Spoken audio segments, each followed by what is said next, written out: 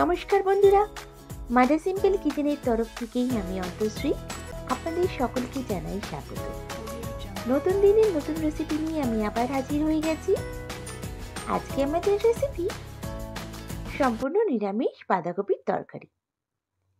এই শীতে অনেক সবজি অ্যাভেলেবেল, তার মধ্যে বেশি পাওয়া যায় বাঁধাকপি।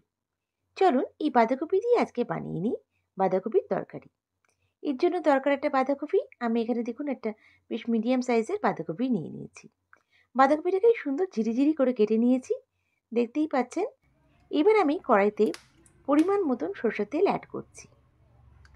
তারপরে আমি এখানে অ্যাড করে দেবো 2টো শুকনো লঙ্কা, 1 চামচ মতন পাঁচফোড়ন। ফোড়ন দিয়ে যখন সুন্দর একটা ঘ্রাণ বেরোবে, তারপর আমি এখানে অ্যাড করে দেবো আমার কেটে রাখা টমেটো।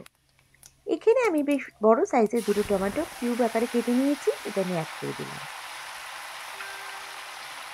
দিয়ে ভালো করে বেশ একটু নাড়িয়ে চাড়িয়ে নিতে হবে।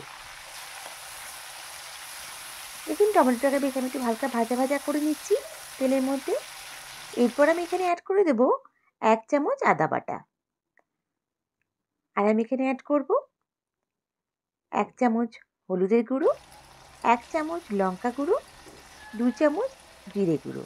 লঙ্কা গুঁড়োটা আপনাদের ঝাল অনুযায়ী বাড়াতে বা কমাতে পারেন। মশলাগুলো দিয়ে ভালো করে একটু নাড়িয়ে চাড়িয়ে নেব। আর আমি এখানে অ্যাড করে দেব লবণ স্বাদ অনুযায়ী, আর একটুখানি মিষ্টি অ্যাড করছি 1 চামচের মতন। আপনারা যদি চান মিষ্টিটাকে অ্যাভয়েড করতে পারেন। দেখুন সব মশলাগুলো দিয়ে ভালো করে আমাকে কিন্তু বেশ নাড়িয়ে চাড়িয়ে নিতে হবে। দেখুন ভালো করে একটু মিশিয়ে নিচ্ছি, যাতে টমেটোর কাঁচা ভাব আর আদার কাঁচা ভাবটা না থাকে। এবার আমি এখানে অ্যাড করে দেব আমার কেটে রাখা আলু। এখানে আমি বেশ অনেকগুলো 3টি মতন আলু নিয়েছি, নিয়ে কিউব আকারে কেটে নিয়েছি। আলুগুলো নিয়ে বেশ ভালো করে আমাকে কষিয়ে নিতে হবে মশলার সাথে। আপনারা চাইলে আলুটাকে প্রথমে একটু ভেজে তুলে রাখতে পারেন। এরপর আমি এখানে অ্যাড করে দিচ্ছি কড়াইশুঁটি। আমি এখানে বেশ 1 কাপ মতন কড়াইশুঁটি অ্যাড করেছি, এটা 150 গ্রাম মতন হবে। দিয়ে আমি ভালো করে একটু নাড়িয়ে চাড়িয়ে নিচ্ছি। আলু কড়াইশুঁটি সব মশলার সাথে ভালো করে কষে নিতে হবে। তারপর আমি এখানে কিছুক্ষণের জন্য ঢাকা দিয়ে আমি একটু কুক করব।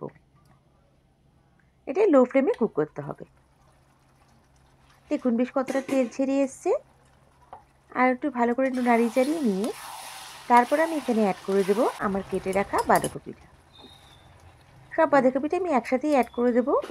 বাঁধাকপির কোয়ান্টিটিটা অনেকটাই লাগছে দেখুন, কিন্তু এখানে ঘাবড়াবার কোনো ব্যাপার নেই, যেহেতু কিছুক্ষণ পরেই বাঁধাকপিটা কিন্তু কোয়ান্টিটি অনেক কমে যাবে। আমি প্রথমে একটু চাপা দিয়ে রাখছি। একদম লো ফ্লেমটা করে রাখবেন, ফ্লেমটা কিন্তু বাড়ালে চলবে না। দেখুন এবার আমি একটু হালকা নাড়িয়ে চাড়িয়ে নিচ্ছি। সব মশলার সাথে বাঁধাকপিটাকে ভালো করে একটু মিশিয়ে নিচ্ছি। দেখুন ভালো করে একটু মিশিয়ে নিচ্ছি, যাতে পুরো মশলাটা বাঁধাকপির গায়ে লেগে যায়।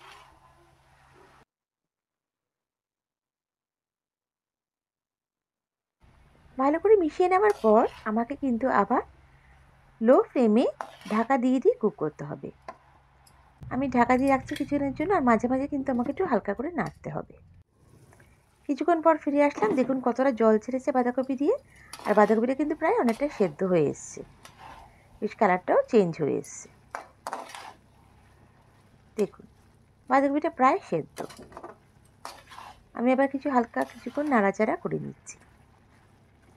যে কিছুটা জল আছে যেন পুরোটা কমপ্লিট টেনে যায়, জল থাকলে বাঁধাকপিটা ভালো লাগবে না।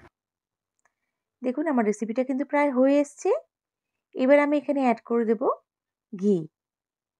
আমি এখানে বেশ 1 টেবিল স্পুন মতন ঘি অ্যাড করব। আর আমি এখানে অ্যাড করব গরম মশলার গুঁড়ো। গরম ভাত, খিচুড়ি, লুচি, পরোটা সবার সাথেই জমে যাবে এই নিরামিষ বাঁধাকপি। আর বন্ধুরা, আমার রেসিপিটা যদি একটুও ভালো লেগে থাকে, প্লিজ লাইক করে, শেয়ার করে, সাবস্ক্রাইব করে আমার পাশে থেকে যাবেন। আর বেল বাটনটা প্রেস করবেন, যাতে আমার রান্নার নোটিফিকেশনগুলো সবথেকে প্রথমে আপনারা পেয়ে যান। আপনাদের এক একটা লাইক কমেন্ট আমাকে মোটিভেট করে নতুন নতুন রেসিপি নিয়ে আসার জন্য। আর এই রেসিপিটা কেমন লাগলো আমায় কমেন্ট করে নিশ্চয়ই জানাবেন। নেক্সট রেসিপি নিয়ে আবার হাজির হয়ে যাব। সবাই ভালো থাকবেন, সুস্থ থাকবেন। বাই। Thank you.